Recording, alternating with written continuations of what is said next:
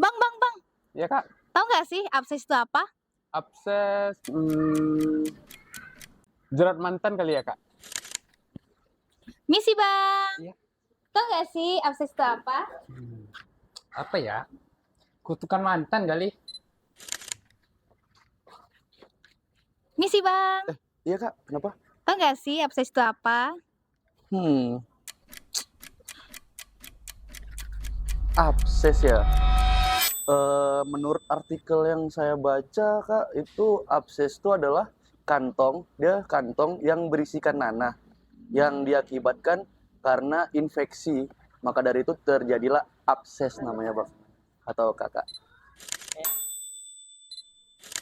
Baik, sahabat Ibnu Sina, jadi abses adalah adanya suatu benjolan di mana saja di permukaan tubuh, baik itu di dalam mulut, baik itu di kulit maupun di organ dalaman.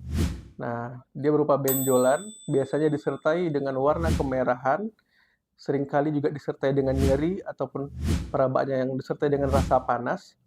Nah, di dalamnya itu adalah terdapatnya akumulasi atau pernanahan, kemudian ada jaringan mati, kemudian juga ada sel darah putih.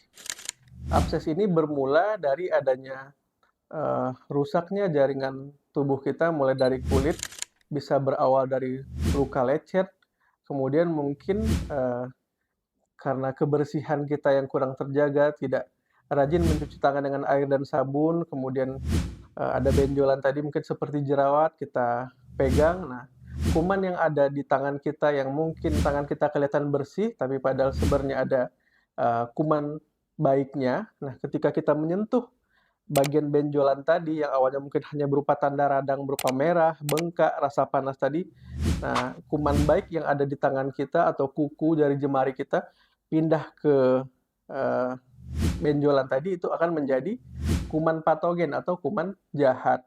Nah, awalnya mungkin akan dangkal dari jaringan kulit, jaringan bawah kulit, bahkan nanti bisa sampai lebih dalam lagi, sampai ke otot, bahkan sampai ke tulang. Nah, kalau dibiarkan terus-menerus, nah infeksi ini bisa menyebar hingga masuk ke dalam darah.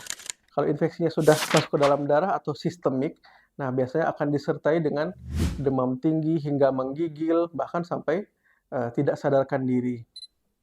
Nah, apa sih penyebabnya? Ya tadi itu, bisa karena faktor kebersihan, higienitas, bisa karena pada orang-orang dengan daya imunnya turun, seperti pada pasien diabetes atau penyakit kencing manis, pasien dengan penyakit tumor ganas atau kanker yang mendapatkan kemoterapi, nah itu kan daya tahan tubuhnya turun. Nah, itu juga bisa mempermudah untuk infeksi tadi terjadi. Jadi abses ini termasuk juga adalah infeksi kulit dan jaringan penunjang kulit, juga folikel rambut. Nah, jadi bisa terdapat di kulit, di mulut, termasuk organ dalam, di hati, abses di ginjal, nah, itu abses di otak itu bisa terjadi.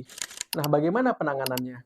Jadi kalau kita menemukan ada luka sederhana saja di sekujur tubuh kita, mulai dari kepala sampai ujung kaki, nah itu luka sekecil apapun, baik itu luka gores, luka lecet, segera periksakan ke dokter. Jadi agar bisa mendapatkan penanganan yang sesuai, mungkin diberikan obat anti radang, antibiotik, jadi absesnya tidak keburu menjadi lebih dalam lagi, masuk ke dalam jaringan yang lebih dalam sehingga memerlukan tindakan pembedahan.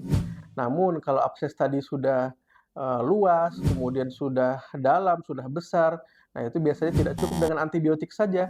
Nah itu juga butuh didrainase namanya. Jadi abses tadi kita toreh, kita insisi namanya, kita sayat di kamar operasi tentunya dengan pembiusan. Nah itu agar menjadi jalan keluar nanah tadi untuk keluar. Nah, dengan begitu nanti antibiotik yang diberikan, baik lewat antibiotik yang lewat minum ataupun yang diinfuskan, kerjanya lebih optimal. Jadi lukanya jadi lekas sembuh, bengkaknya berkurang, nanahnya nanti juga akan resolusi atau hilang sendirinya. Begitu sahabat Ibnu Sina. Jadi kalau ada keluhan luka, benjolan di sekujur tubuhnya, dari ujung kepala sampai ujung kaki, jangan ragu, segera konsultasikan ke dokter bedah terdekat.